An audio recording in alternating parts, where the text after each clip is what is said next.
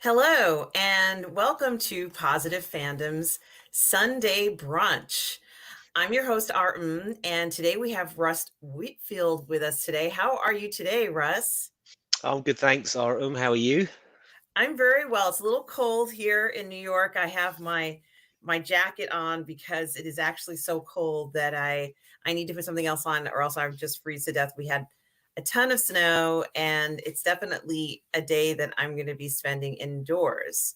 I don't blame you. It's actually pretty chilly here, but I've got the heating on. Hence, I'm not just posing to show how tough I am in my t-shirt. I've got the heating on, so we're good.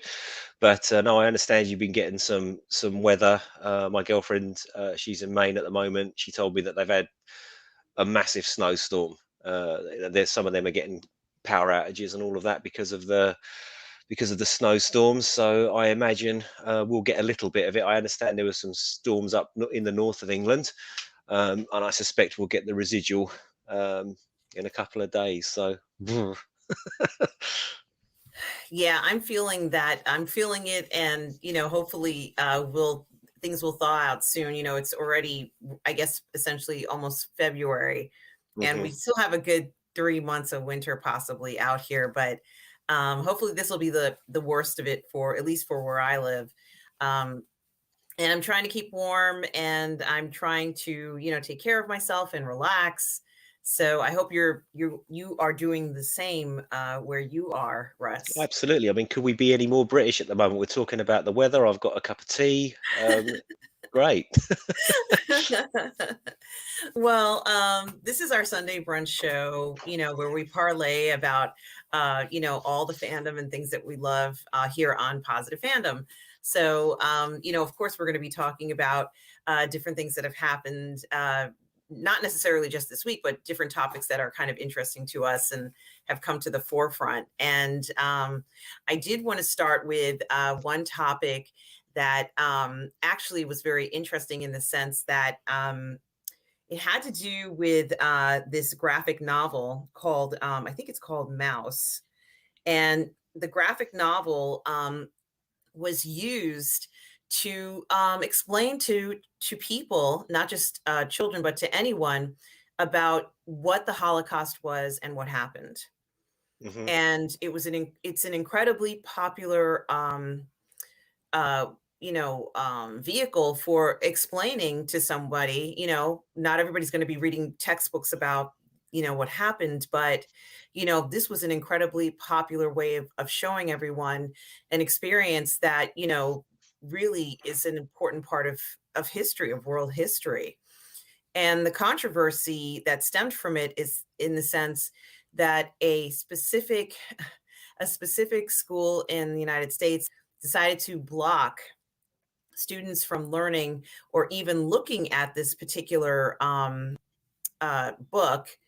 And it's been quite an issue because since it was blocked, the sales of the book have actually increased dramatically, which I'm happy about because it tells us that just because one school district decides to block it doesn't mean that, it isn't as an important part, of world history and should be taught. I mean, what are your thoughts about are you familiar with this particular Yeah, it was a graphic novel in two parts. I think if memory serves, the first part came out in '86, and the second was '91 or '92, and the work was deemed so important that it was gifted its own Pulitzer Prize. Um, I could be a little bit shaky on that, but I know it's a Pulitzer Prize winning book. And Spiegelman, the guy that wrote this graphic novel, it's based on the experiences of his parents who survived the Holocaust. Um, so what are my thoughts on it? I I saw an interview with Spiegelman on CNN, and he was baffled as to why this Tennessee board would ban his book on the sort of shadiest of reasons. It was banned because of a nudity in one panel and the use of the word "damn." I think it was words that were deemed inappropriate scattered throughout something like a 300-page graphic novel. Um, Again, with we're seeing this trend in a lot. You know, they ban Dr. Seuss recently because it was deemed offensive, because reasons, and now we're seeing it again, that they're banning a text for the most arbitrary and nonsense. I can't understand why they would do this. I don't get the thought the thought process behind it. I mean, the educational board are going, oh, we don't need to see nudity. We'll teach the Holocaust in the way that we see fit and all that kind of thing. But with Mouse, and I think it was eighth graders that were reading, that was on their particular curriculum. Graphic novel is a great way of getting this stuff over. This stuff really happened, and I think to whitewash it out of history or put some Tipex over it, just to say that it didn't happen and you can't read this stuff is insane. Um, I I don't understand the logic. I can't bend my head around it. I was the same with the Dr. Seuss thing, and this is somehow worse than the Dr. Seuss thing, because this is really important stuff. I mean, it's the famous quote, isn't it? If we don't learn from history, we're doomed to repeat the same mistakes. So to try and erase this and and try and seize the moral high ground and say it's because there's nudity and the word damn in there and we're protecting our eighth graders, I don't know, or it's crazy. It's absolutely crazy. I'm very anti um, censorship, and I say that sort of apolitically. Whatever wing or belief you happen to have, people should be allowed to express what they want to express. Um, and this is a very very important work, I feel, and just to arbitrarily slap a ban on it, well, as with all of these things, it's going to have the opposite effect, right? So I suspect that there'll be lots of kids in Tennessee now rushing out to order this on Amazon and read it themselves to find out what it's all about. So I think the censorship will eventually and will backfire, and more kids will be exposed to this really really important work.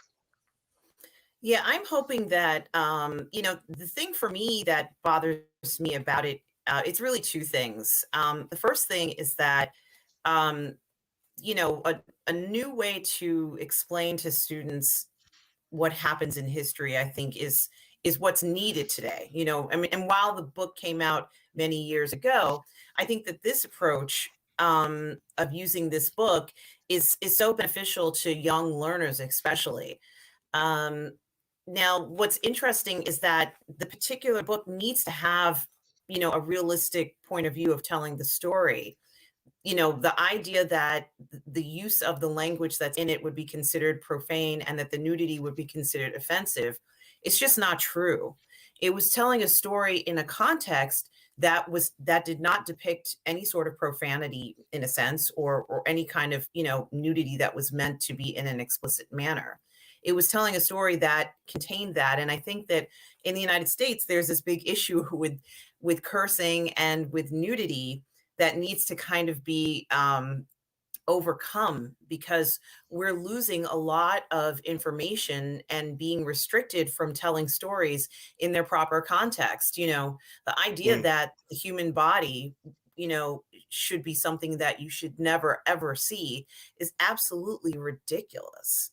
And then in regards to profanity, sometimes words can be used in a way that are needed, but are not necessarily meant to, be inappropriate. And I think that it was needed in this case because that's what happened in this story. To go ahead and say that that's the reason why you're not showing something, it's really sad. And there's probably a lot of stories and books and movies and media that, Americans are just not ever going to be able to see, or have easy access to because of this. Now, the second thing that really bothers me about this is that there are individuals who don't want to admit what had happened during this time period.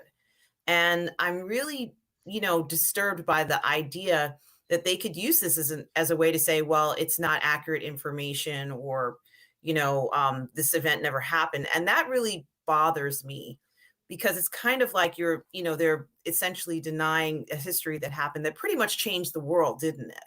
I uh, mean, Absolutely. this was something, a world-changing event, and, it's something that I think we talk about it, we are remembering those that were lost and those that came back that have suffered from this, but we also have to do some self-reflection too, and exactly as you said, the idea of going ahead and learning from something like this so that you don't repeat mistakes that have happened in the past, or at least learn something from what has happened, is so critical. And ironically, you and I are not the only ones who are upset about this. There is criticism from all over the world about this. Someone, on more than one occasion, I think the National U.S. Holocaust Museum here in the United States said it's more important than ever for students to learn about the genocide and the events that took place. And so, it's a little, there is definitely debates going on here in the US about, the feeling that a school board can go ahead and just go ahead and remove books or even ideas from a curriculum. But I'm kind of glad that, there's a resurgence in people wanting to find out more about the books. So perhaps, they may overturn their decision. And also, maybe more people will now be exposed to the story since it's in the news now. Yeah, absolutely. I mean, just to rewind slightly, to level the book as, it has profanity. I think it's far more uh, profane, blasphemous, whatever you want to call it, that naked people were marched at gunpoint into blocks where they were told they were going to have a shower and murdered on an industrial scale. That happened. And if this book, like To Kill a Mockingbird, let us say, Mhm. now that's a fictional story about events that may well and probably did happen, but it's done through the medium of fiction. Mouse is based on the experiences of Spiegelman's parents. It's a fiction. The mice the Jewish people are portrayed as mice, and the Nazis are cats, and all that sort of thing. Yeah, but it's it's a fictionalized account of what really happened. So what are we gonna ban To Kill a Mockingbird now because the N word is in it? Are we gonna ban Huckleberry Finn now because the N word is in it? Are we gonna ban everything that we might be deemed offensive? It's it's one of the things that really gets my goat about, and I would say 21st century society. So it didn't happen in much to a greater extent in the 20th century, but in the 21st century, we seem to want to project our 21st century morals onto what happened in history. So we're looking and judging people in the past through a 21st century lens, which to my way of thinking is just daft, because people were acting and doing things at a certain time that was the social norm at their time. So I don't know why we continue to go down this road of going, oh, this was bad, that was bad, he was terrible, that was terrible. And then you're going to flip it on its head and go, oh, well, this stuff really happened. And no, we can't have that. We're going to ban it. It doesn't make any sense. And I hope you're right. I hope that this book does get a resurgence, because we need to teach our kids this is the result of extremism. This is the result of taking an idea and getting people on board with your crazy idea, and you take it to its ultimate limit. This is what happens. This is what can happen. And people go, oh, it can't happen today. Well, it did happen. There's no reason it can't happen again. So it's a very important work, and please God, they overturn their ban and get it back in the school. But as we said, I do think no matter what happens, especially the kids in that particular school are going to be they're going to see their school up on the news, and they're all going to be on Amazon.com, buying it in their droves to see what all the fuss is about, right?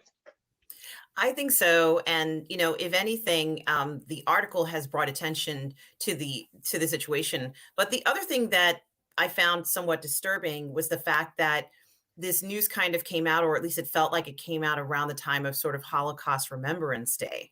Mm. And once again, my fear is that this is, one of the many types of situations where it leads to individuals who don't want to remember this day, such a world-changing event, and act as if, it was not important, and we know it was incredibly important to world history. Mm. You know, now I don't know whether that's true or not, but the coincidence of it, also bothered me. So that's why I'm talking about it. There is no actual evidence or basis as to whether or not that's true. But the timing of it, I felt, was kind of insensitive. So perhaps because the day was coming up, this was a time that they felt they could focus on that particular story because it was, more the focus of current events for them, at least at their school. But, we always have to remember and, take time out to just hear the stories of what happened, especially since, you and I were not alive when these things took place. But, there are a lot of stories that still haven't even been told from that time period. So I'm glad that the author decided to document or kind of, use this medium to document what had happened according to his parents. And you make a really good point when you talk about how it's a historical event specifically for his parents. This is their story.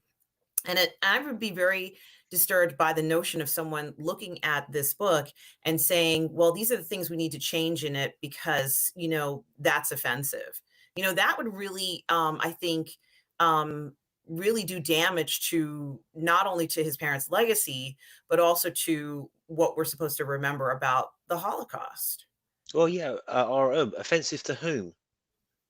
Exactly. Right, Who is offended? right. Yes, we should be completely offended that this happened, but the contents of it should be shocking. It should be shocking, but you can't take offense at the word "damn" in a book about the Holocaust. I'm struggling. I was watching the interviews, reading up about this, and I'm struggling to understand the logic. I'm struggling to understand how a bunch of people can sit round a table and go, no, no, no, this is bang out of order. We need to get rid of this. Based on what? One nude panel and the 8 instances of in a book that is about the one of the most profane acts in history. My mind is blown, like mind blown. I can't explain it. I can't explain it either, and truly, they've missed the point, the entire point of the book, haven't they? They are truly unable to um, accept the story. I think, or perhaps they don't want to accept the story, and they're using this as a way to kind of, reject it. It's easier for them to say that there are things in it that they don't want anyone to see rather than kind of look at world history and say that this happened. And we are kind of seeing things like this happening in our modern times. But I have to say that if anybody who's watching this and has not read this book, go ahead and check it out. It's available on Amazon. As you said, Russ, there are parts one and two, and it certainly is worth reading. It's a Pulitzer Prize winning book, as you mentioned already, and it is world history of actual events that happened during the Holocaust. So for those of you out there who also want to find out more or read another story about someone's experiences, you should feel free to go ahead and check that out. I'm sure that public libraries also have them here in the United States. um, but that was one story that really got me, Russ, as well. And, I think, the idea that this resurgence is coming in, maybe that will bring it to even more people than just that Tennessee board was trying to prevent it from, going to. And the way that things are now, we have access to things online materials now. So I'm hoping more people will go ahead and take a look at it if they haven't already read the book. Yeah, So 100%. I have to say that I think your point about the timing of this announcement, on the Holocaust Day itself. How do I put this? I don't think, just by looking at the people, listening to what the people who put this ban in, they didn't seem like the brightest crayons in the box, and I'm wondering, and I'm kind of hoping maybe they were entirely ignorant of the fact that they announced it on this day and they just didn't realize, and this has kind of blown up because they just announced it and it just happened to be on the day. That would be my hope, and I hope that there's nothing more nefarious about it and they've made a stupid call, a bad call, and perhaps you got to hope that their intentions were right, but now it's sort of been pointed out to them that no, this is bang out of order and you need to climb down off this. You got to hope that they're going to apologize, climb down, and the book is reinstated. I think that would be a victory for the author, and without sounding too dramatic, a victory for truth, because this shit happened and we can't forget. We cannot forget. No, we can't. And, like I agree with you. Somehow perhaps this article and the attention that they have garnered from doing this has propelled the story even farther than what we could have hoped for. So, perhaps that is actually something good that came out of this entirely. Mm. Hopefully that's the case here. Something else that I wanted to discuss today has to do with Spider-Man No Way Home, which is probably going to be one of the it is already one of the most successful films ever made. And it seems like they're constantly breaking records as time goes on. And so recently there was an article about Tobey Maguire and William Dafoe who broke a record with No Way Home. And the record that they broke had to do with them portraying a Marvel superhero on the big screen. For I guess it's a Guinness Book of World Records, and it says that they have been portraying the same characters together the longest. Oh, I see. Yeah, and it says 2 decades after making the original film, according to Screen Rant, they stepped into their roles again. And, and I've seen the film. It's an incredible film. The film is just absolutely phenomenal. And, it was just such a breath of fresh air considering how and what other films have been giving us. No other film seemed to have give us the satisfaction we got from this film. And it says they broke the record for the longest career as a live action Marvel character. Their official time is 19 years and 225 days, previously held by Hugh Jackman and Patrick Stewart, who played Wolverine, Professor X, and Logan in X-Men in 2000 and then again in 2017. But I have to be honest with you, Russ, as much as I like the X-Men, this Spider-Man No Way Home film has had a much greater effect and a more profound influence in pop culture and just in general with the fandom than any X-Men movie. Would you agree? Uh, yes, I think so. I think back in the day, the X-Men, the first one was a fairly big deal, but that was now a long, long time ago. And I saw No Way Home, and I'm on the same side as everybody else that's seen No Way Home. It's by far the best Marvel film we've seen in absolutely ages. It delivers on every level, on every single level, and I think it's just a real testament to what you can do with a good story that isn't giving you an agenda. There's no real hidden message in there. No one's wagging their finger at anybody in No Way Home telling you you're a terrible person because you think this or because you think that or because it's just a Spider-Man story that presses the nostalgia buttons in all the right ways. It doesn't hit you with member berries. It's not manipulative. It's just great. When oh my god, when Andrew Garfield comes running, he goes through the portal and he pulls his hood off, his cowl off. It's like it's a cheering moment. And every time those three guys are on the screen together, it just makes you want to cheer, and you come out of that viewing experience feeling how you should after watching a superhero movie. You had a great time, you feel uplifted, it ticked all the boxes. I don't what more, how more hyperbolic can I get? It was brilliant. It's 10 out of 10, absolute 10 out of 10, especially after what we've been treated to lately in the superhero genre of all this divisive stuff that's been coming out.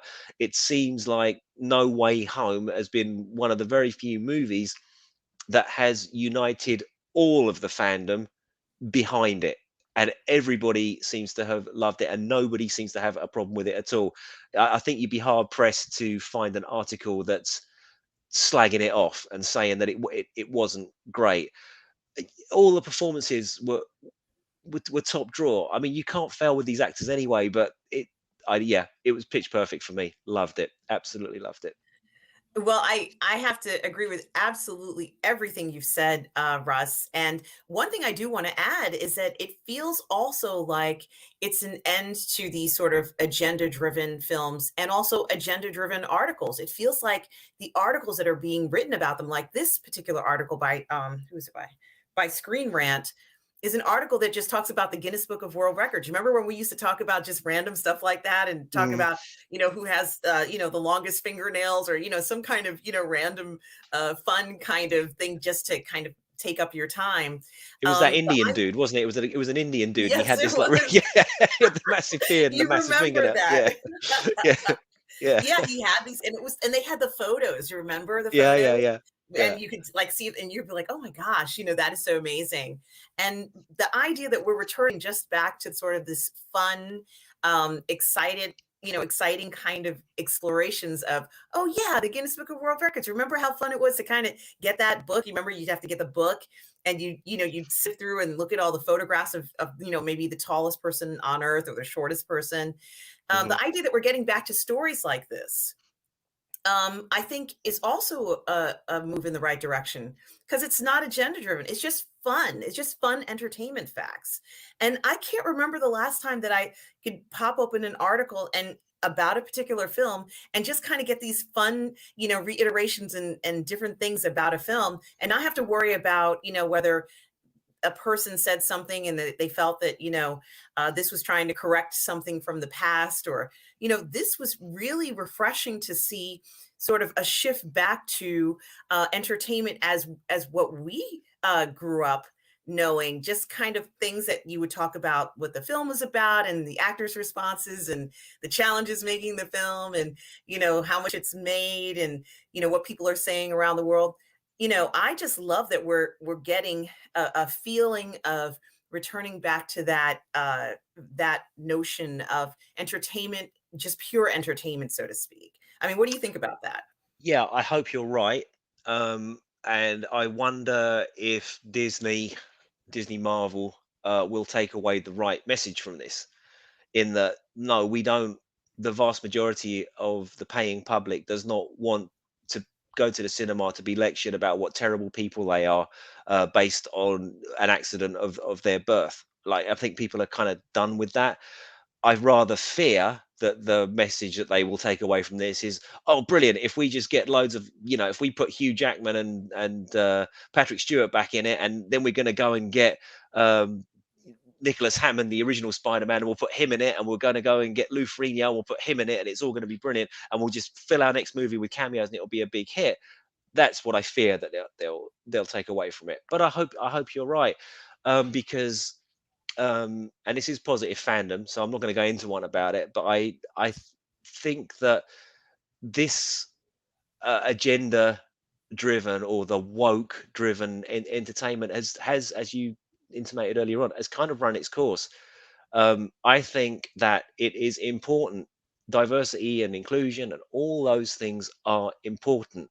But when you're being repeatedly punched in the face with them over and over and over and over and over again, and your story and your film or your book or your comic or whatever it happens to be is more about this agenda that you want people to embrace, and rightly so, they should look at diversity inclusion, that's fine. But when it becomes the be all and end all of everything about your story, then people are switching off, and we can see that people are switching off because no matter which way you try and turn these numbers, which admittedly are big numbers, they're always going down when you have an agenda driven tale. Like, people are just, no, I want to be entertained. And that's I hope we're gonna get back to that. But I honestly don't know. Um and Screen Rant and their likes are famous for sort of like attacking anybody that disagrees with that agenda as somebody who's persona non grata. They, either they're racist, or they're transphobic, or they're homophobic, or whatever, and that just isn't the case. If you don't want to watch something, you don't want to watch something. It doesn't instantly make you one of those terrible things. So fingers crossed are that we get back to films like No Way Home. I hope that they learn their lesson from that, but we'll see going forward. Yeah, we will see. I mean, one of the things that marveled me, no pun intended, I probably shouldn't use words like that. One of the things that impressed me about that movie was how emotional I became while watching the film. And of course, it's been an emotional 2 years for all of us. This has Mhm. not been an easy time. So to go into a movie theater with other people who are excited to see, Spider-Man, uh, really felt very good just even stepping in the door with popcorn and, everybody who's there and, kind of like just looking around, seeing the packed theaters. In my case, when I went to see it, it was like one of the first few days when it was released, and the theater was packed. And there was this really fantastic feeling that you got from being in the theater and realizing that this was going to be a group experience in person. And initially, I have to say, and for people who haven't seen the film, sorry about this because I am gonna it's not a major, yeah, it is kind of a major spoiler, but don't listen to it if you don't want to hear it. Initially, I was not happy that he had this notion of what he was doing, his choices. And I think that that's very interesting because they don't. I think that the freedom to be able to say that, I wanted to tell him, no, don't do that. It could be bad. And I think to be able to react to a film as a human and say, yeah, you would tell a friend, don't go down that road. It could be very bad for you. Mm. And then to see how things turned out, which was unexpected, but also the notion of his desire to treat the villains as if they were, individuals too, and deserved a second chance. I found that a very profound message. And, I think that the idea of trying to make peace, was a beautiful message at a time when, most stories don't encourage that. That for me was something that was very daring for a film to say. And for a young man, okay, so maybe he's 30, but, for a young man to go ahead and take that stance and say, you know what, let's try and make peace. I felt that everybody does, he's like, everybody deserves a second chance. This is, and we actually saw this occur in the Goblin character played by Defoe, Mm. when he says those words where he's like, "Where is my son?" And it just breaks your heart when you hear that. I said, these are the stories that we're looking for. We're looking Yeah. for stories that, are true to the characters that we love and are well told and have that level of profound effect over us, because this is what we're looking for. And I think that this Guinness Book story is great, and they made a ton of money from the film. But I think the film's legacy overall, other than just the box office draws, I hope that people look at the message in the film and say, yeah, maybe people are redeemable. And even despite all the craziness that's been going on over the past, 10 years or whatever, even if somebody has different views from me, I can still, you know, think that the person can be redeemable. We are seeing people saying I made a mistake, I shouldn't have reacted this way. And I think that, maybe this will be another legacy for the film of looking at not just villains, or somebody that may have been vilified, and try and see if there is some way to get forgiveness, some way for there to be some kind of redemption. So I think it's very interesting to see that in a film. And it doesn't always work. We know that. We saw it in the film. Like every action didn't always work. Every attempt doesn't work. But the intention, that those good intentions, I think, are really important, just for at least for me, like mentally, they're very important. And I really like that. And of course, the Guinness Book of World Records. So if you guys go out and buy a Guinness Book of World Records, you'll see, maybe it'll be in there. I don't know whether they still print the book, but I remember being in grammar school, and that would be one of the books that you would order from that list. We used to have the book list, and you could order books there. So that was kind of like, I kind of like that story, just for its pure entertainment value. And Spider-Man No Way Home continues to be a huge box office draw. People are seeing it 4, 5, 6 times. I'm going to Mm. try and see it one more time. And I want to see it in an IMAX theater if I can see it there. And it's worth every penny. And the day that I went to see it, I wanted to see the film again, but I couldn't because the shows had been sold out. So I couldn't see it again. But I'm going to buy 2 tickets if I go back this time and Hmm. watch it 2 times in a row. That's how Oh, much, okay. yeah, that's how much I like this film. So I'm gonna buy a ticket for an early show, and then go and have dinner, and then come back for like a late, like midnight kind of show, or an evening show. So I'm just gonna make a day of it. I don't blame and you.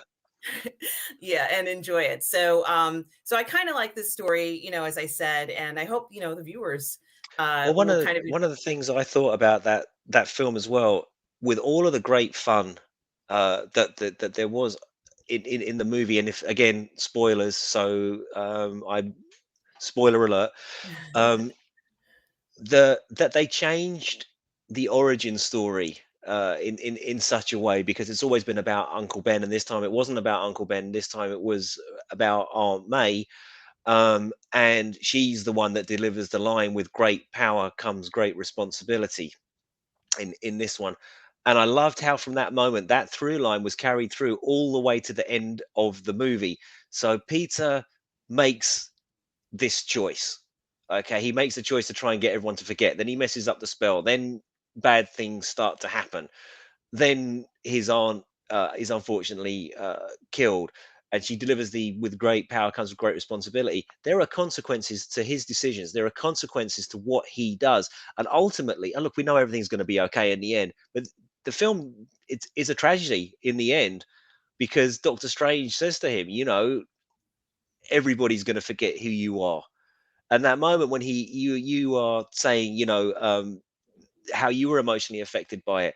What um, what affected more? One of the saddest bits in the film was actually at the end of the movie, when he goes into the coffee shop where MJ's working, and he's looking at her, and you can see how much he loves her, and he can't tell her, and she's looking at him, and the performance was brilliant by Zendaya. You can see that, why do I feel so strongly towards this dude who I don't even know? And the way the two actors captured that, the direction, and it was a really, really sad moment. And he just kind of does the Incredible Hulk from the '70s ending and just kind of leaves. So with great power does come great responsibility, and he is now suffering the consequences of the choices that he made. And I thought, yeah, that's was fun and great, and but that was a very Spider-Man message, very kind of true to the comics as they were, because I haven't read Spider-Man in 100 years now, but I remember reading reprints of the original ones, and no matter what Spider-Man seemed to do back in the old days,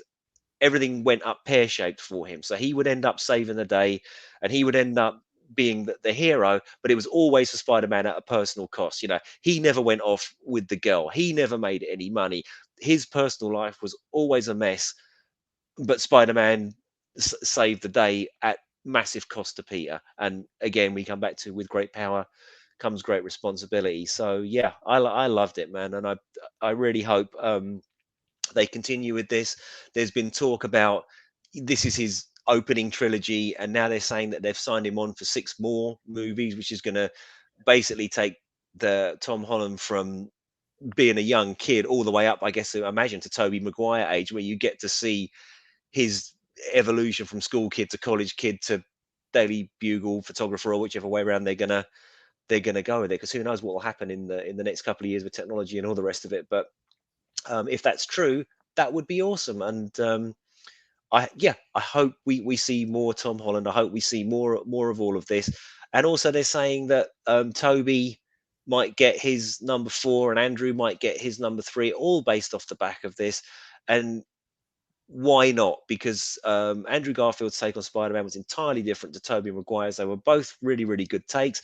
Um, Look, I didn't mind the Amazing Spider-Man 2. Look, it wasn't brilliant, but I think it got an unduly harsh rap. So more Spider-Man. What more could anyone ask? Yeah, I agree. I think that it's been wonderful being able to even see the Spider-Mans together. Mm, That was like a dream come true, and, they didn't seem like strangers to one another. They felt like they were kin, like they were brethren in the mm. film, and that's not easy to portray on the screen. It's not easy to get 3 actors to feel cohesive that way in the same character. So I have to say that that was, quite an accomplishment for there to be this sense of collaboration and cooperation between the 3 of them. And Yeah, it was. I think the sense of it. Both actors did this actually. Tobey Maguire and Andrew Garfield had this real sense of sort of melancholy about them, and I think Andrew Garfield's was a lot more raw because obviously the love of his life, he was not able to savor it. It was more raw, but you got the impression with Maguire that he'd kind of lost a lot more than we were gonna let on. That in this movie, like it sent that his life had not gone. He seemed very weary, very sort of beaten down by the whole thing. There was a sadness to his portrayal in this, and Garfield's to a lesser extent. But you kind of watching Toby Maguire, especially because like he was the first one apart from Hammond way back in the day. But Toby Maguire, what happened to you, man? What happened? Why you like that? And I want to know. I want to see that film. What's gone on with Toby, and equally, with Andrew. So I really hope they follow that up, be it on a Disney Plus show, or perhaps in a future movie that continues his universe.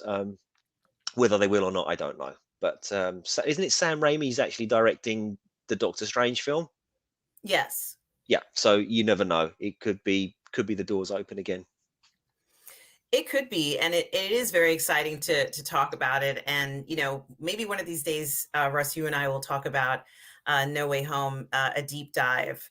I actually would like to talk to you about it because what I want to do is, I think it was Deadline, and I have Tom Jr. Jackson to thank for this. Hmm. Tom is my collaborator and also And a the legend. mod. Yes. And thank you, Tom, for everything. That you do just day to day. Um, they released the script for the film, What? Russ. Really? Wow. Yes. Yeah. And what I'd like to do is kind of go over the script with you, like if you want to. Like, I think it'd be fun to do a series where we go through it. I think it'd be very exciting and, kind of looking at the script and that scene that you talked about, Russ, Mhm. where MJ speaks to Spider-Man, Peter. Um, it actually has what they wrote down, and I don't think I have it in front of me, but I had actually looked at that part because it says something like MJ looks at him and it says, oh, here it is. It says Peter takes his coffee, looks over at Ned and then back at MJ. And Peter says, I'll see you around. He walks to the door. Hold on, MJ watching Peter go and lingering sense of recognition question mark. And I was like, I knew she recognized him, you know what I Mm, mean? mm. But even the screenplay writer, of course, I'm inferring quite a lot from just even the small little passage of it. But even the screenplay writer makes a point of saying that. I'm just going to show it on here if it'll come up, Oh, cool. and you Can can you send me see. that, please? I certainly will, and I have Tom Jr. Jackson to thank for alerting me that it was available, or anybody who reads Deadline. I guess I think it was on Deadline might have seen it, but I didn't know, so he told me. Mhm, And yeah, I kind of want to look at this script because it is so complex. Like this was not a simple script at all. There was a mm. lot going on here, and I have to give them credit for including things that needed to be included in a story that where the conclusion needed to happen, or new beginning, so to speak. So I share that excitement for that scene like you do, Russ, as well. Yeah, I So think one of the other trends that we've seen with modern movies as well is, and my man Zack Snyder was punished for this years ago, and now it's part of accepted law, if you like. These Mhm. films are long, and they need to be long because they're telling a complex story, and we think nothing now of going to the cinema for 2.5, 3 hours. In fact, you're almost kind of disappointed if you're going to see like a big tentpole movie and it's clocking in at 90 minutes. You're thinking, well, oh, that's a bit on the weird side. So I'm a big fan of the long movie. Yeah, maybe they'll bring back intermissions, but if this is the way things are going, I'm all for it. Although I did hear some analysis about this, and I'd be interested to get your take before we move on to another topic. But Mhm. when genres start to lengthen and lengthen and lengthen, someone was saying that is signaling the death of that particular genre. So we saw this, according to this analyst, and I can't remember who, it might have been just some guy. I think it might have been him, but I can't actually remember. You saw this with the sword and sandals movies of the 50s and 60s. They started to get longer and longer and longer and eventually died out. And then you had the westerns and how the west was one, and they started to get longer and longer. And now our superheroes, which have been dominating for what, 20 years now, are starting to extend in length, and some say that's signaling the end of this genre, and people are tired of this genre and all that sort of thing. And I was thinking, oh well, maybe that's the case, but yeah, I love them. I Please make more. I think these films are brilliant. And then all of a sudden you get a No Way Home, and I can't tell you how long it is, but it was well over 2 hours, was it not? Yes. Yeah, comes out, and all of a sudden it's breaking records across the board. So I hope it isn't the death of the superhero genre. I hope that the genre gets out of its pulpit. Stop preaching to me, Batwoman. Stop preaching to me, Marvel. Do what they did with No Way Home. Let's do more of that, and may you have all the success because of it. Yes, and I agree with you. I think, however, I don't think that we're oversaturated, and I think that if they continue to have things like No Way Home, and just to be, as far as I'm concerned, they worked with the series of films from the beginning to now. Hmm. So this film feels like a conclusion to the three stories of the three different Spider-Mans. Mm, And the story couldn't have been told if the previous films had not been released.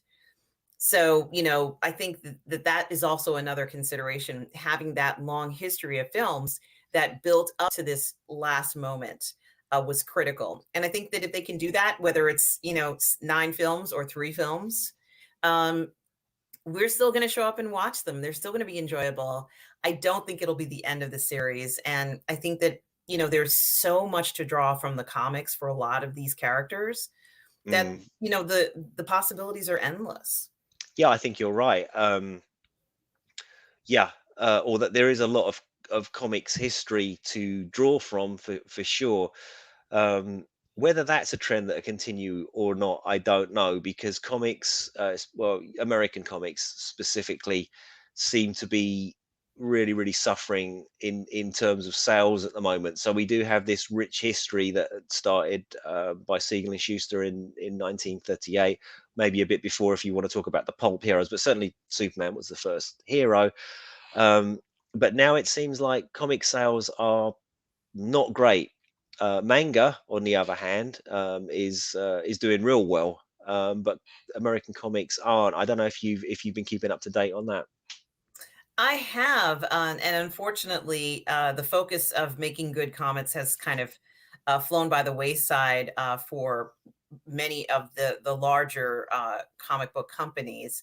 And it seems like, going to independent comic sales or on an Indiegogo or what's the other one? Pay, Kickstarter or Kickstarter, Patreon. right, Yeah. is the way to go if you wanna find something, or go to a Comic-Con or a comic show and get comics there from the independent seller. But it's unfortunate that um, the quality of some of the larger names that we know has not been able to produce the same level of comics that we've known them to produce in the past, and therefore the sales have gone down. And Mm. there's quite a lot of politics surrounded by it, but I'm also hoping that will shift, and that's something that you and I are probably going to discuss in detail somewhere down the line, Russ. Yeah, well, I hope we can agree, and not have an argument about it. But yeah, no, it's just something I noticed because there was a lot of talk around the son of Superman, and those sales were tanking, and because he came out as bisexual or gay or something like that, and that didn't gel with the audience, and of course I was looking at it on social media, and as soon as somebody mentioned something about something, then the comment thread instantly became not about Superman or Son of Superman at all. It was just people throwing mud at each other, and then they wonder why these books aren't selling. It's I don't Well, know. there's a lot involved in it, but one of the articles that I wanted to talk to you, or topics I wanted to talk to you about today, had to do with DC trying to end the Justice League series by killing off all the major characters. And Yeah, oh boy. yeah. It says they're killing the Justice League, and that's just the start of the story, where they're looking at getting rid of, their characters.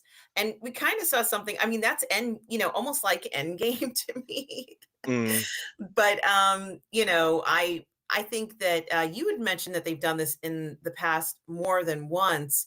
Um, and the idea of building this death of the Justice League for the last year, across their main line is really what I'm alluding to.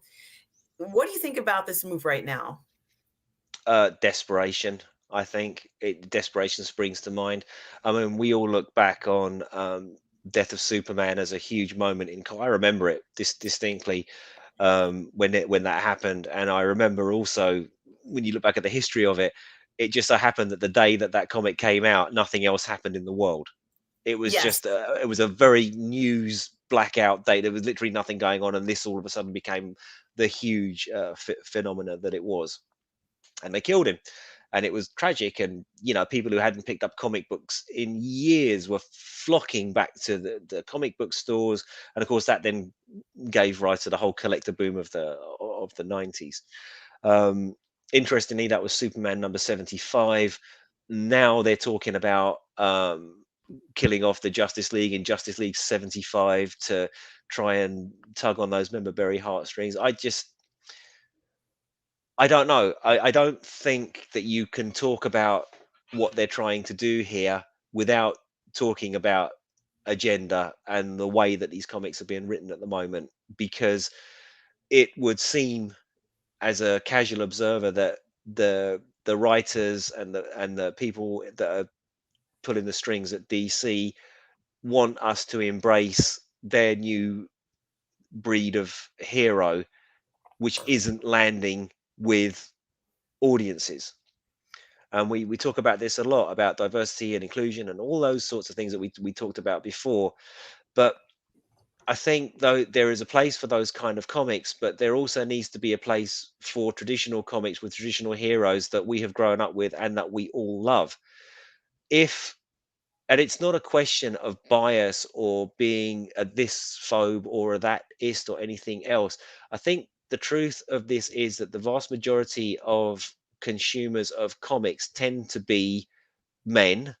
They tend to be of a certain age group, teens to 30s maybe, and perhaps older in some cases, like your friend Robert Meyer Burnett, still reading comics, and I think he's a little bit older than me. So, so yeah, but that's your audience right there. So, if you are going to market your comic and go out in the media and claim that this is what your comic is and this is who it's directed at, which is a minority audience, then you can't be outraged if your marketing is directed at a minority and your sales aren't huge, because it's a group of people who's called a minority because they're a minority. So there aren't as many of them as there are of the majority. So your comic is tanking because you said this isn't for you, this is for these guys. and that's absolutely fine. And those guys should go and read all the comics that they want, but don't call everybody else names because they don't want to read that comic. I want to read my Superman, and I entirely happy for you to read your Superman. I've got no problem with it, but I don't particularly want to read that version. I want to read my guy. That's kind of how I feel. And stunt events by DC are nothing new. They've been pulling this stuff since the Crisis on Infinite Earths in 1985, I think that was. To kill off the Justice League, well, it sucks.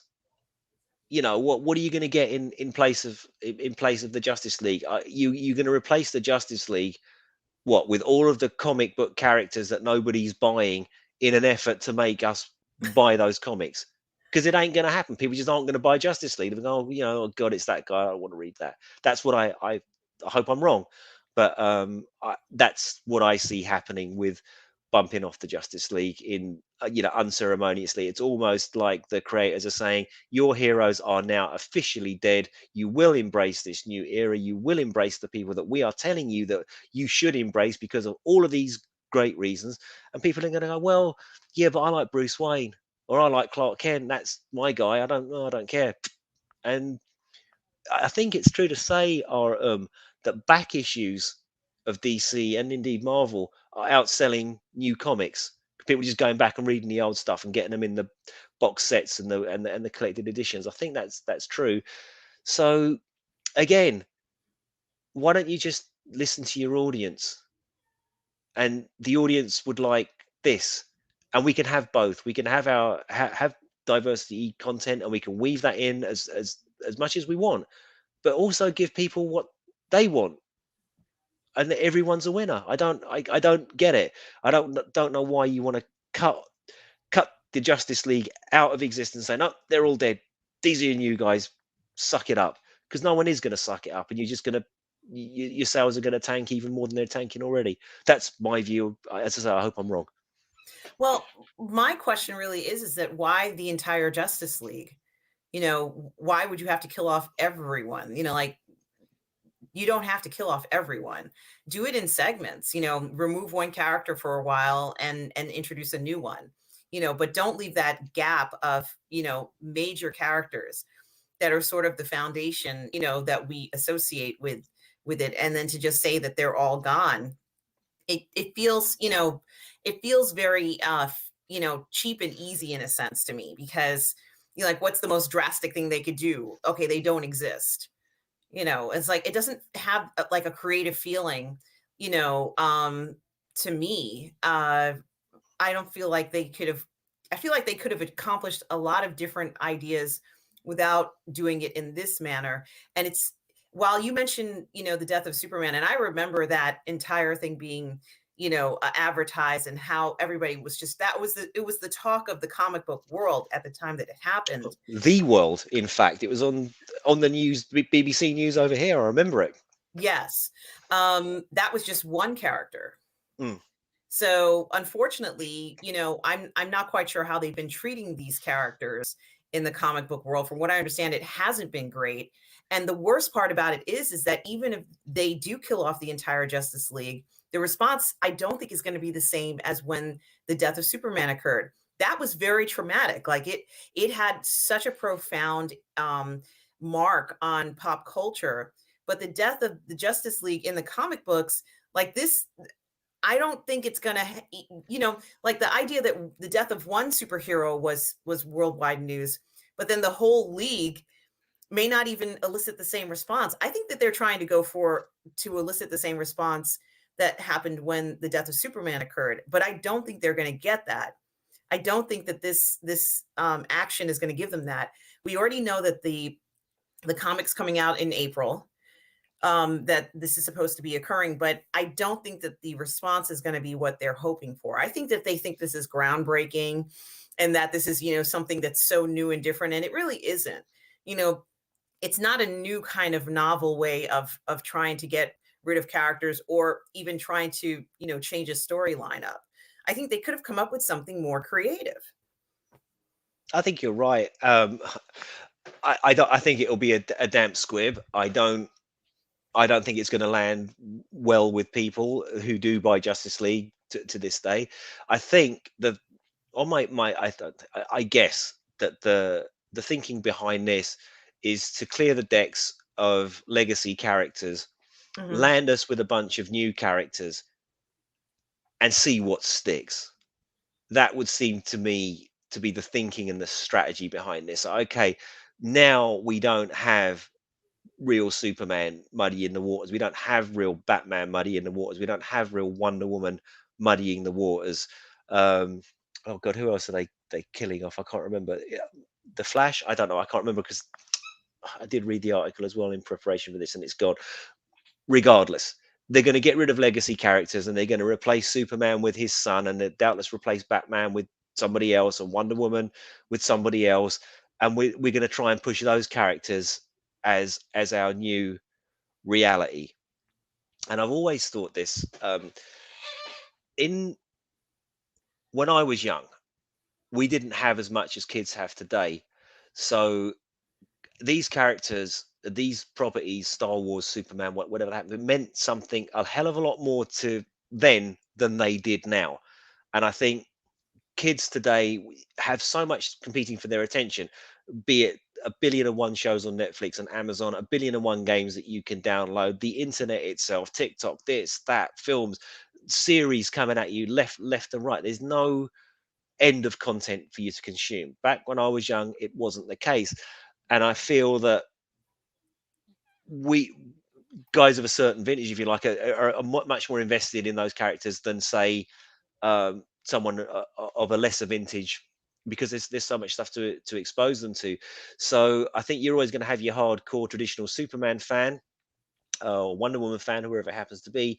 And I wonder if this play to sweep them away is going to work. I doubt it, because if you're not buying Son of Superman now, or Son of Batman, or Daughter of Wonder Woman, whatever it's going to be, you're not going to buy it just because they've gotten rid of the legacy characters. I just think you're just still not going to bother.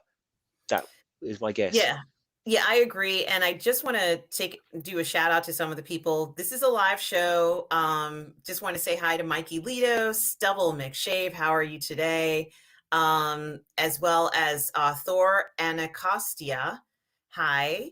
Keely Chow, who was asking whether this is live. Yes, this is a live show. Hi, Keely. Rogue Thinker, how are you today?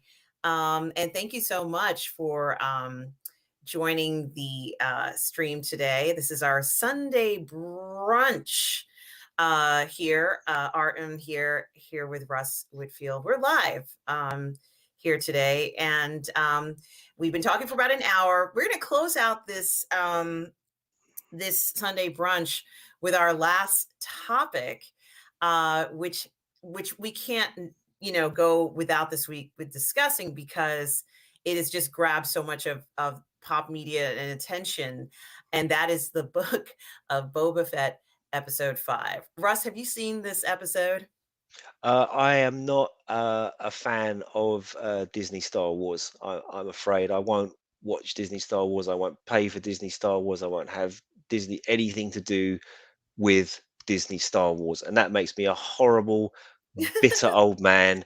And may I burn in hell for my rejection of what Disney Star Wars is trying to serve me up. But um, they betrayed me with the end of The Mandalorian and bringing Luke Skywalker back and making me believe that there was some hope for this franchise, and then instantly stabbing me in the gut uh, straight away afterwards. No, it's not for me.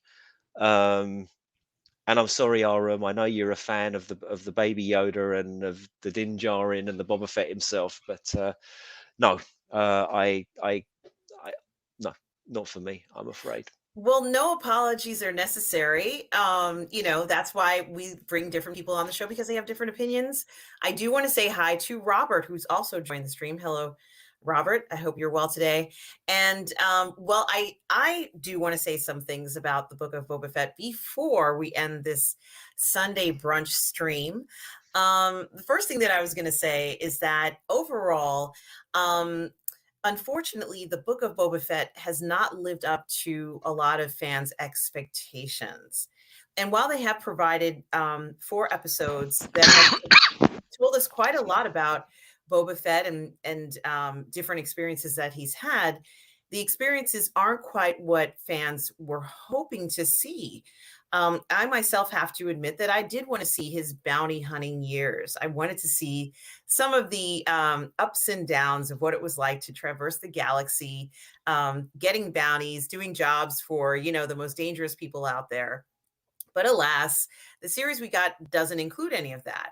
I And have a so question, there, I'm sorry, just to jump in. Although I yes, haven't seen this, I do know what happens in it by osmosis, so I'm aware of what happens in the show.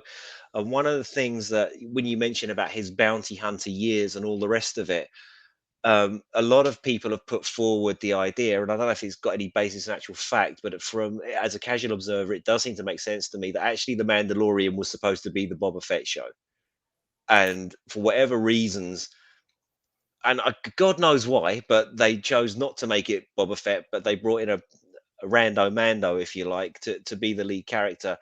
But when you look at how Mando is set up, and even the way he acts, especially at the beginning, before his softer side is revealed, and we get the whole caring for the child and all the rest of it, he's a fucking badass, right? He goes into the bar, he fucks up a bunch of people, and you kind of think that's Boba Fett level stuff there.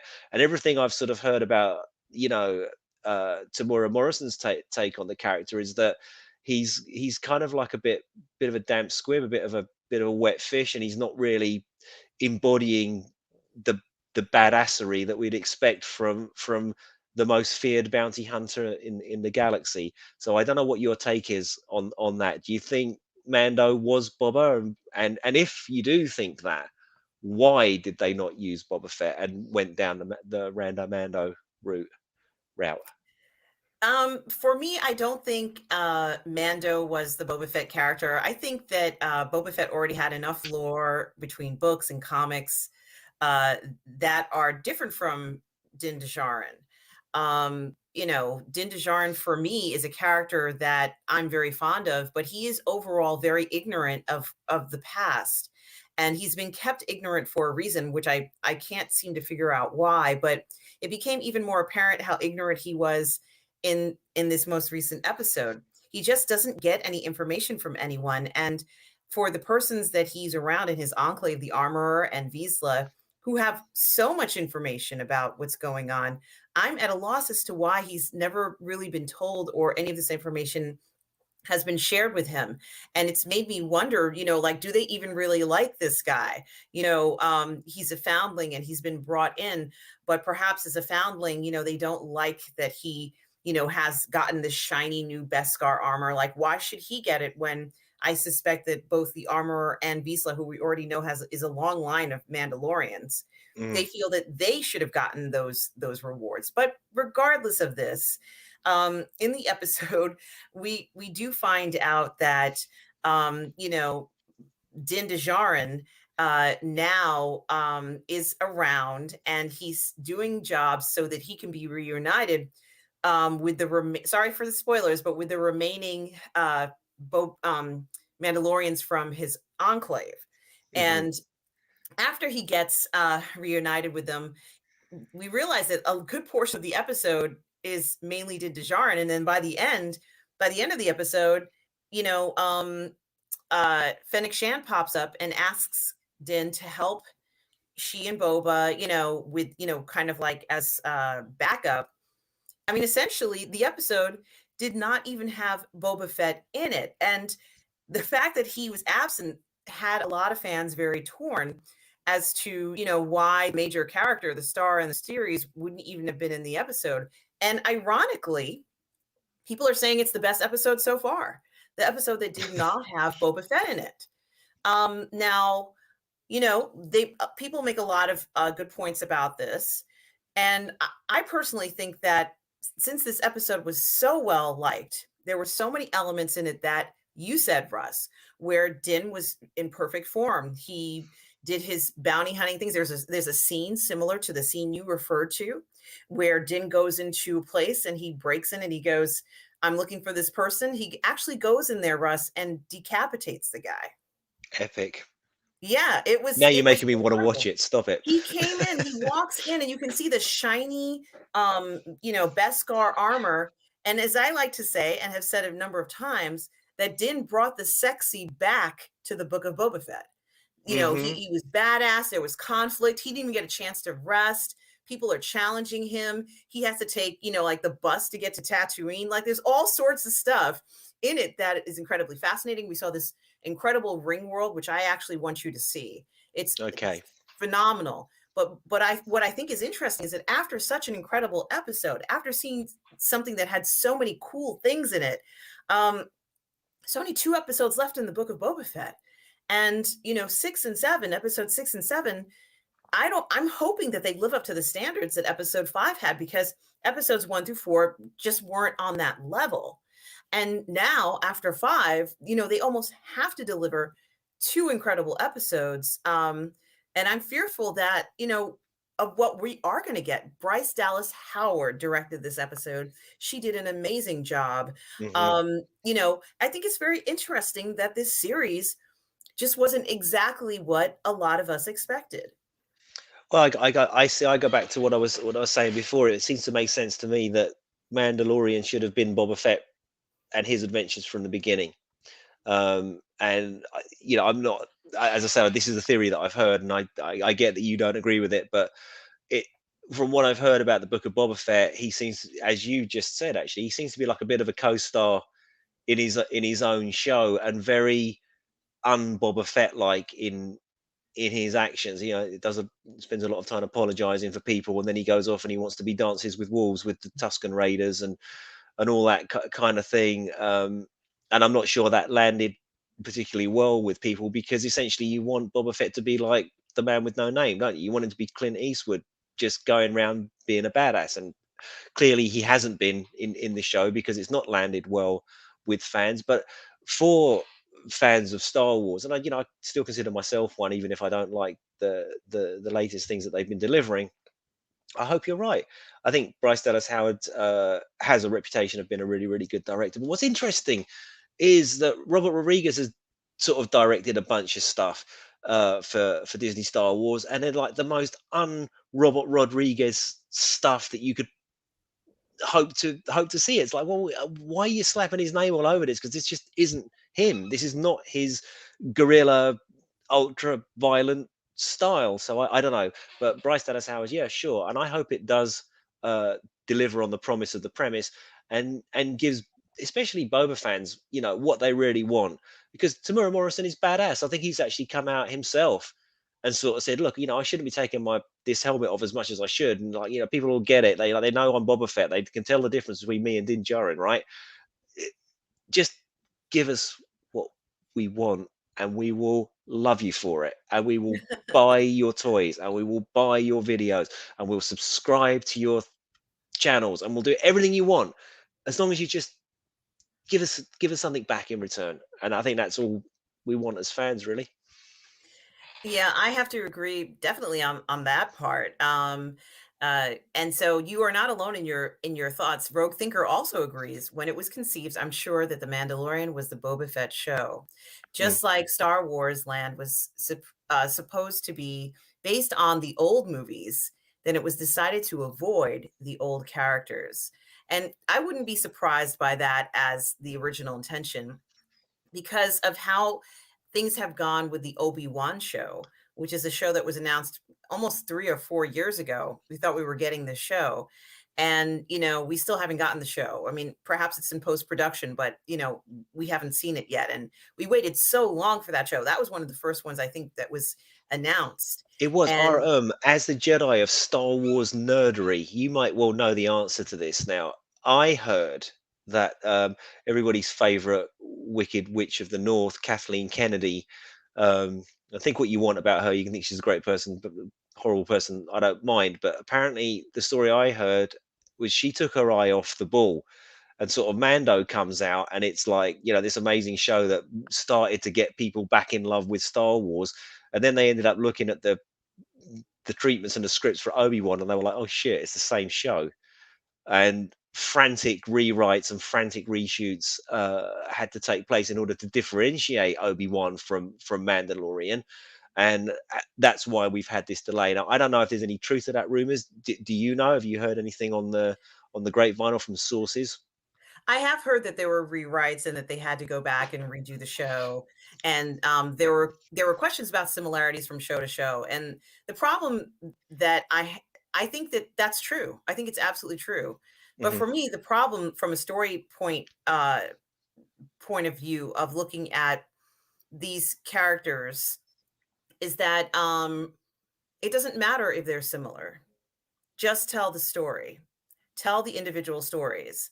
Hmm. These characters are in the same universe and they may have similar experiences. I'm not asking for the exact carbon copy events, but you have to tell some kind of a story. And the fear of it being too similar from one, story to another doesn't really matter. Um, you know, let's say any Jedi story is going to include, the person being discovered as a force user, and then someone trains them, and then they learn how to use the force, and then they might have a lightsaber, and then they duel against maybe, Sith, individuals. Well, gee, that's a story that repeats itself over and over again. But, I don't think anybody's really concerned about whether it's too similar to from one Jedi story to another. Like no one's saying that. So as far as I'm concerned, there are so many Mandalorians and so many stories to pull from anyway, just in the books and just in, even the comics. I think there's a bunch of stuff for Boba Fett as well. They could have just pulled from some of that. Yeah, And, but that doesn't exist anymore, does it? And I think this has got people of hardcore Star Wars fans bent out of shape. Disney Star Wars come along and say, no, all that stuff that you love, forget it. It doesn't exist. It's not EU anymore. It's now Legends. It's all a bunch of crap. Apart from all the really good ideas that we want to use and rebrand as our own, which is essentially what they're doing now. So if you're going to do that, why didn't you just go with the EU in the first place? well, Right? that's true. And Everybody this loved is it. why they're having trouble. This is why they are having trouble as far as I'm concerned, is that, they are trying to first of all, while I did like the Tuscan story, I thought it was a nice story. It was Hmm. probably something that could have been told in one episode. Hmm. Um, they claim, or at least in the story, Boba Fett claims that he doesn't want to work for these other guys anymore. They didn't treat him well, and that he could make more money being independent. And while that may be true, him verbally saying it wasn't something we wanted. We needed to actually see examples of what happened to him. Boba Fett is grown up in kind of grew up in the school of hard knocks after his father died, right? Hmm. He kind of like was on his own. There was no one else to care for him, so to speak. And he had to kind of traverse the galaxy pretty much on his own, amongst a bunch of scoundrels and bad people. And he's still alive. Like the fact that he's even still alive is a miracle. But Boba Fett was given a book uh, to him by his father, Django, and in Hmm. the book had all this information about what to do, as in the world of bounty hunting. And I thought that this series was going to be about that book. I thought this series was going to be about how this book that was given to him by his father and now became the book of Boba Fett. It was Django Fett's book first. Now it's going to be Boba Fett, and Boba's will go ahead and write remarks in it and add to it. Now it's his book. He's going to pass it down. The thing that gets me about this story is this. In The Mandalorian season 2, Boba Fett goes and gets his armor from Din Djarin, and he has his chain code, and he's like, "Look at my chain code. Here's my family history. This is my armor." And I Hmm. thought to myself, "Gee, this family history is really important to him, but who the hell is he going to leave this stuff to? Like, who's going to continue Boba Fett's legacy? Boba Fett's not going to live forever. He's not immortal. Who is he leaving all this stuff to? There has to be somebody that he's going to be leaving it to, somebody that's important."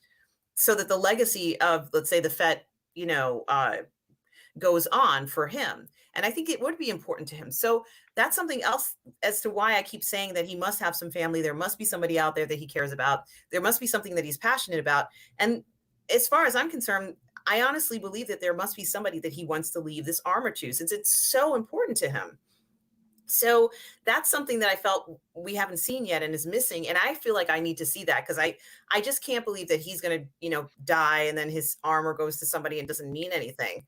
Like, he's kind of a significant character and I just don't want him to go down like that. Now, that's what they might do. They might just decide to let him pass away and he had this influence over the galaxy but I don't want to believe that that's going to be his ending. Well, you're talking about the same story group and the same company that did what they did to Luke Skywalker, that did what they did to Princess Leia, that did what they did to Han Solo. And they're in the history of Star Wars canon. I would hazard to say that they are far more important characters than Boba Fett, as much as he's a notoriously well loved character. And if they're prepared to do that to those people, if it serves their story, then they're gonna trample all over Boba Fett, as they kind of have done already. Just from what I've heard, and I stand to be corrected because I've not watched it, but you know, I go back to it. We haven't been delivered a Boba Fett that we thought we were getting. They subverted our expectations again, and look at Boba Fett turning around and going, I don't want to rule with fear. I want to rule through respect. Dude, you're Boba Fett. You're the most feared bounty hunter in the history of bounty hunters, and you no, people should be scared of you, dude. That's who you are. And I'm not saying a character can't grow and change, but surely you need a base point where to start this character off as a horrid, nasty guy, and he evolves throughout your series at least. But just starting him off as essentially a bit of a wet blanket. I don't know, man. Well, Not maybe, my maybe, Boba Fett, as they say. yeah. I mean, even if he isn't, let's say, hard and nasty, how about just hardcore? Hmm. More hardcore, and seeing things that he can't erase from his mind that have really hurt him mentally, because these scars that supposedly haven't healed, the scars on the inside. I understand that the Tuscans were killed, and I feel terrible about that. But there must be other scars that Boba Fett has experienced, not just the Tuscan situation. But Hmm. I'm guessing that they're saying no. This is the only time Boba Fett has ever been with a family. This is the only Hmm. time he's ever experienced that. And so this is the only thing that has maybe even meant anything to him in his life. Um, Are they? so, I mean, no. Django loved. They had a good relationship with his son up until the point he was unceremoniously, I think, beheaded by Mace Windu. So I don't know how old was you would know, I guess, or you could hazard a good guess. How old was Boba when Django got killed? Because 12, clearly maybe he was. 13. Yeah, so clearly he was bringing up his son, right? Yes, he was. And they had a relationship, and he was his dad, and Boba, go and do this and do that. There was a relationship there, so I don't think a Mhm. family dynamic uh is lost to Boba Fett. In fact, perhaps it's something he really, really values more than anything else, which might go to explain what you're saying here. But no, it's not for me, not the first time. Yeah, and the other thing that I was going to mention is that if he is now leading a life of peace and he doesn't want to, hurt anybody or be more passive, it reminds me of Satine, who was the leader of the Mandalorians during the Clone Wars, or at least I think it was during the Clone Wars. And she, believed in peace, and she clashed with her sister Bo-Katan, who I'm sure you've heard people talk about. Hmm. And it was actually very bad because, it's not that I can understand there being a disagreement between relatives, but this was kind of bad. Like, this was a bad one. Hmm. I feel like Bo-Katan should have, not been so forceful about her beliefs when it came to that, especially since her sister was so against it. And I get it. She felt that the violence was going to destroy the Mandalorians. And, that's okay. Like, she's perfectly entitled to that belief. But I felt that the strain that was between she and her sister was unnecessary. Just have two different beliefs, but still be sisters, still be close, still have your sister's back. And, that's the thing I think that a lot of people are concerned about when it comes to Bo-Katan is that, I think that she's a kind of a very interesting character in the story. The Armorer says that she's a cautionary tale. Bo-Katan is trying to hold on to this right to the throne situation, and it's kind of backfiring on her. It's like so many years later. But getting back to Din Djarin, if he does show up, as far as I'm concerned, I think that Boba Fett should fight him for the dark saber. I mean, I want to see them get into an altercation. I want to see a Mm. fight, and I want to see Boba win. I was literally just about to say, who do you want to win?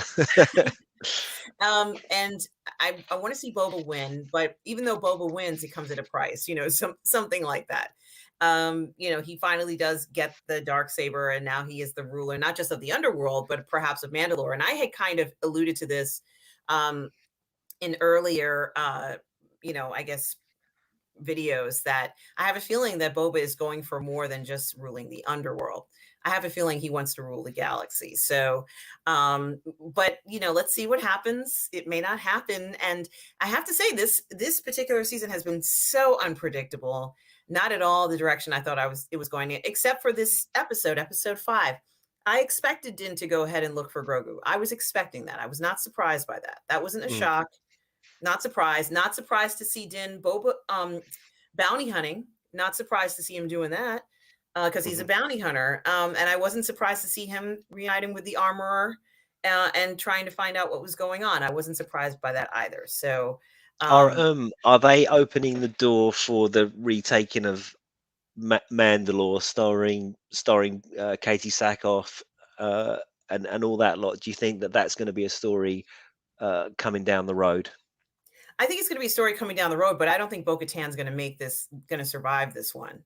I think that she's been pretty lucky. She's had a lot of people who support her as a leader in the past, but Hmm. I think that she's going to fall out of favor. I think that while she does have a group of people who, share a good portion of her ideals, I think eventually someone's going to come up with a better idea of how to rule and be a Mandalorian, and she's going to lose, the favor of her court, and those guys are going to go to the other side, and that's how she's going to, because it would just be, I think that the fates are not in, nothing is in her favor to be a ruler now. I think that Mm. she had the opportunity at some point and she lost that.